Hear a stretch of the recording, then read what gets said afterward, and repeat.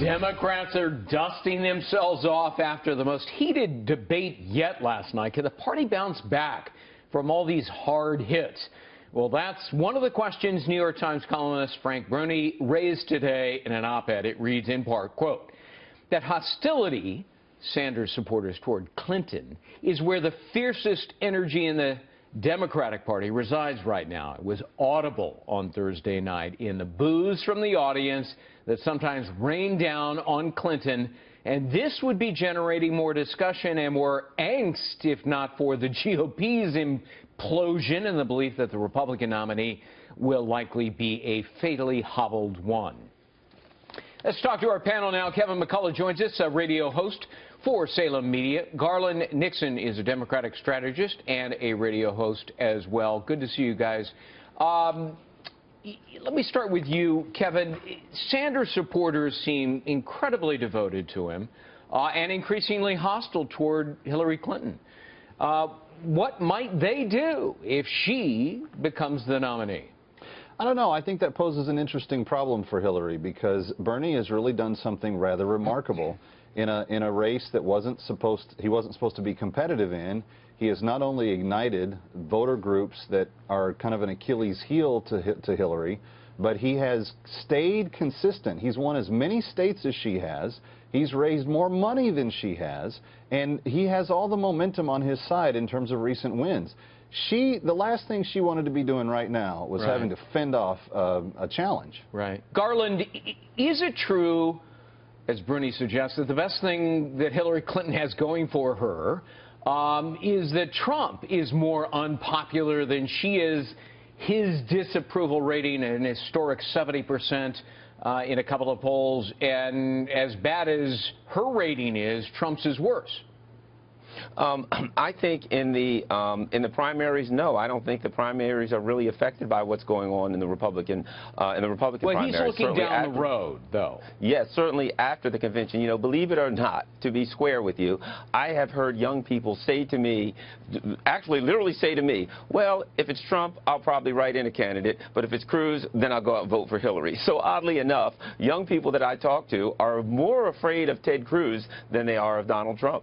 Yeah, well, I've heard some say, you know, as much as I dislike Hillary Clinton, think she's lying, et cetera, I'll vote for her over Donald Trump, which reflects how poor his ratings are in terms of approval, disapproval. But, Kevin, one of the more raucous and revealing moments of the debate last night, I want to show you. Here it is. Take a listen to this. We are, in this campaign, very confident and optimistic, but it all comes down to reaching every single voter. I'm not taking anything for granted, or any voter, or any place.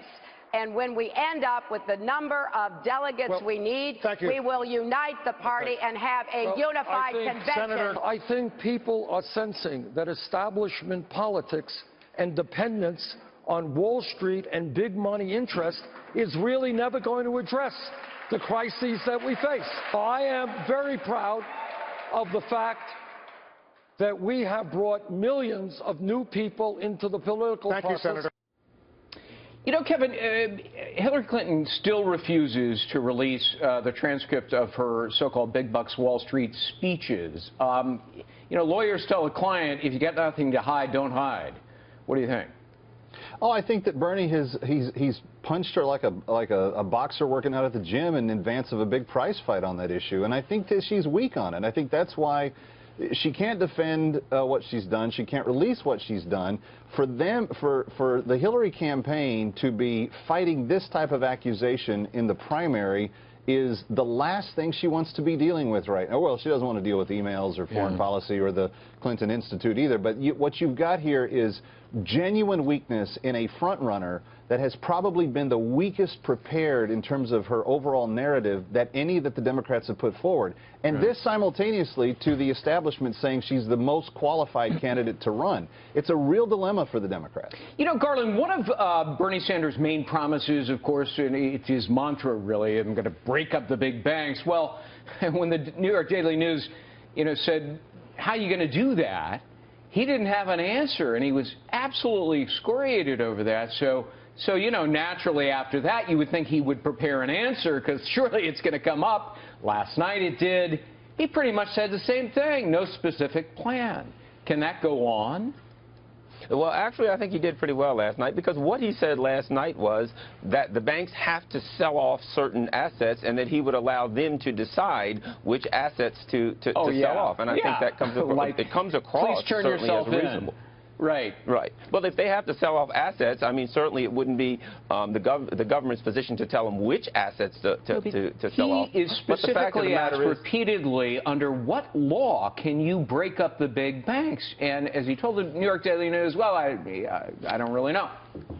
Well, keep in mind this also, that's part of a narrative, and it's part of a narrative that's very popular. There are a lot of people on both sides of the aisle that are unhappy with the big banks, and I think it's part of his overall narrative of inequality, and a narrative that says the people are, you know, getting the shaft from the top 1%. So as part of his narrative, I think it's very effective. Garland, Nixon, Kevin McCullough, good to see you guys. Thank you. Thanks, Greg.